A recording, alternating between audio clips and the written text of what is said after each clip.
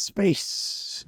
It's big, it's vast, it's really pretty. We got some amazing pictures of outer space taken by telescopes on Earth, telescopes in space, and I know the James Webb Space Telescope has gotten all the press because it's new, it's shiny, it's awesome, it's making great pictures, but I want to share some like this one of this amazing star cluster, of this nebula that looks like a lightsaber shining through it, another nebula looks like a horse's head because it's called the horse's head, another nebula that looks like a jellyfish, but I don't think that's what it's called. I can't remember what it's called.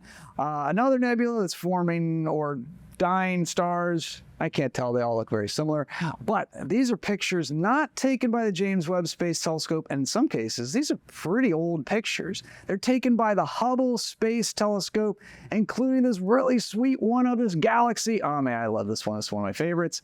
And so I want to give a little bit of love to an oldie but a goodie, the Hubble Space Telescope, which has been up there since 1990. So let's check it out up close.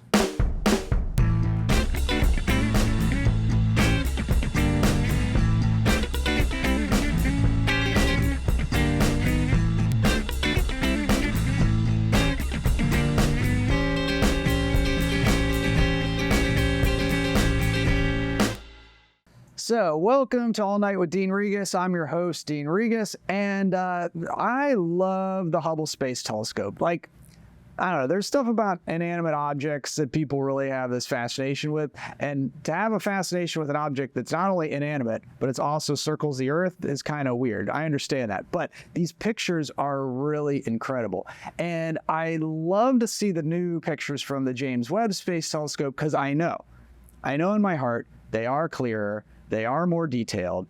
This is like, the Hubble telescope is like your flip phone compared to the James Webb telescope that's like on your modern phone.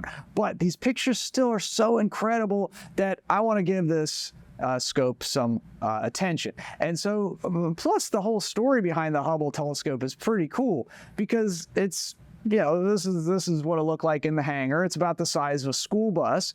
And what made this so cool was that you get it above space, you're above the clouds, you're above the weather, you're above light pollution, and it featured this 8-foot diameter mirror, which back in 1990 was pretty big size. But the whole limiting factor was they had to build something that would fit in the space shuttle. This is when it launched off into space. The Hubble telescope is packed in the back there, and then the astronauts take it up to space and release it out.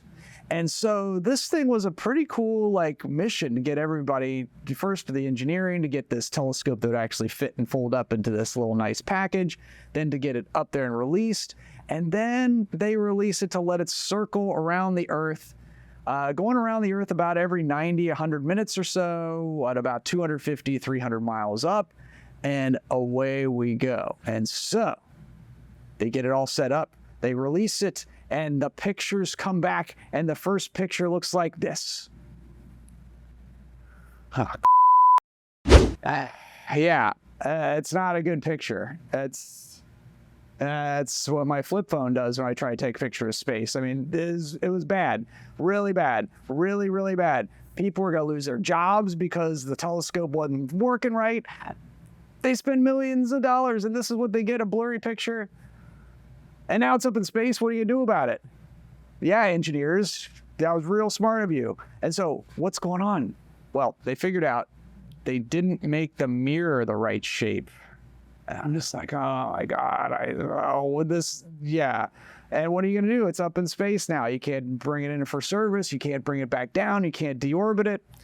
So they figured out how to engineer this thing. They sent up another crew of astronauts to go up there and fix it in orbit, circling around the Earth at 17,500 miles an hour, in the vacuum of space, basically, and they fixed it. They brought up these extra pieces to kind of put in there to correct the mirror, to fix what was wrong with it, slide in this little, it was almost like putting in, their pair of glasses in there to fix the mirror, and cross their fingers.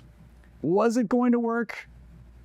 Nobody knew, because nobody had ever done this before. Never had anybody fix something up in space while they're out there. And so, let's try this again. aiming the telescope at its face. Please work, please work, please work, please work. Yeah, it worked pretty good. It is awesome. It's one of those like amazing feats of engineering that they could fix this in orbit. And you go with that blurry black and white picture to something like this. And so this is a picture of the Eagle Nebula, also known as the Pillars of Creation. This is probably one of the most iconic Hubble Space Telescope pictures. If, you had space pictures around your walls, this is the one that would be hanging up on your wall.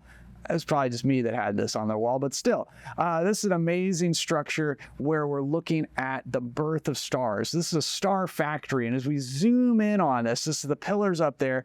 At the very top, you see these little smoky, cloudy things, little wispy tendrils up there. Each one of those little dots is the size of a solar system. Each one of those little things is going to make a star with planets around it, that kind of thing. And so the scale of this thing is incredible, and the artistry to pull this off is really cool as well. This was just the beginning. We get the Eagle Nebula, we get some other nebulas coming on in here. These are other star-forming regions or star-dying regions. It depends, because nebula is a bad term. You can do either one of them.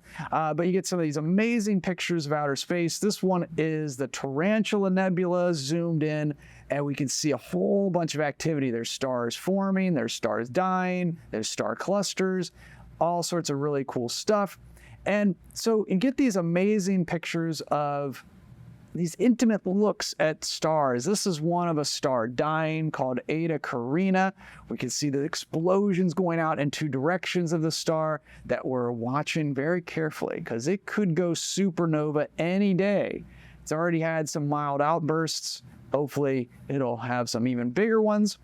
Then you get these really delicate structures. These are some planetary nebulas. These are dying stars of the smaller variety, stars kind of like our sun in size, that create these really cool patterns and gases going out in all directions.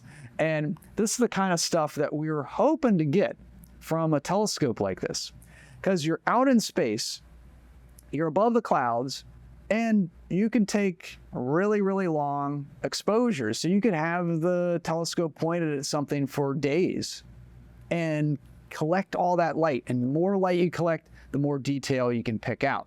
And so this one is probably one of the other pictures that maybe you've seen somewhere before. This one is called the Helix Nebula. This is a star dying. So at the very center of the picture is a little tiny dot. That is the star, kind of like the size of our sun.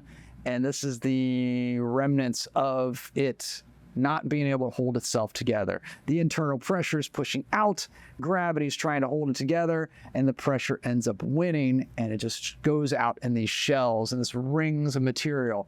And even with the Hubble telescope picture, we can zoom in and see some of the individual star parts that are flying out from the center there.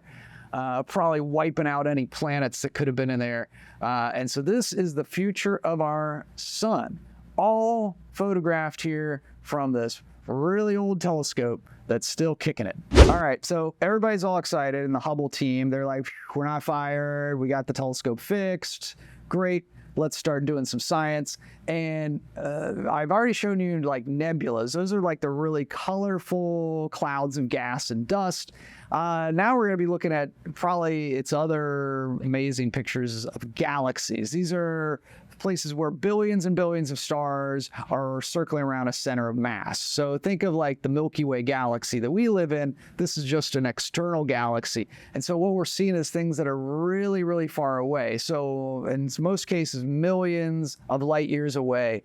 And you get these amazing swirling galaxies with these pinwheel arms, with this one's called the Sombrero Galaxy, as we're looking right into this big dust lane of stuff.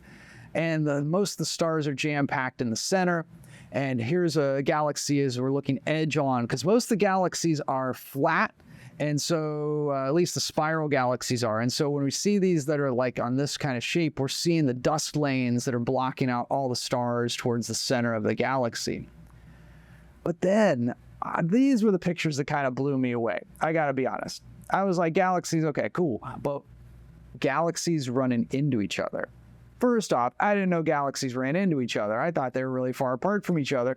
But if you look at enough galaxies, eventually you're going to find some that are running into each other. And here's two galaxies. So you take one galaxy with billions of stars, another galaxy with billions of stars, and they are colliding and running into each other and messing up the formerly spiral shape. So here's another one that is being distorted. So there's these stars that are being stolen away from the galaxy by another galaxy that's up there in the corner.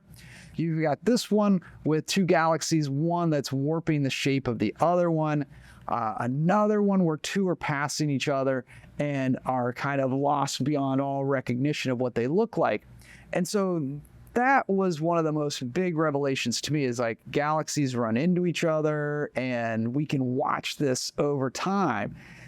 And, every once in a while on the show, I got to throw in some negativity, but Milky Way and Andromeda, two galaxies, are on a collision course as well, and they will run into each other in 4 to 6 billion years. Lots of time to prepare. All right, it's time for America's favorite segment. Hey, Dean. This is the time where people ask me questions. Once they find out I'm an astronomer, man, the questions come at me all the time. Like, what's the deal with the moon? Where are the aliens? That kind of stuff. But today's question on Hey, Dean starts off with, hey, Dean, what's your favorite Hubble telescope picture?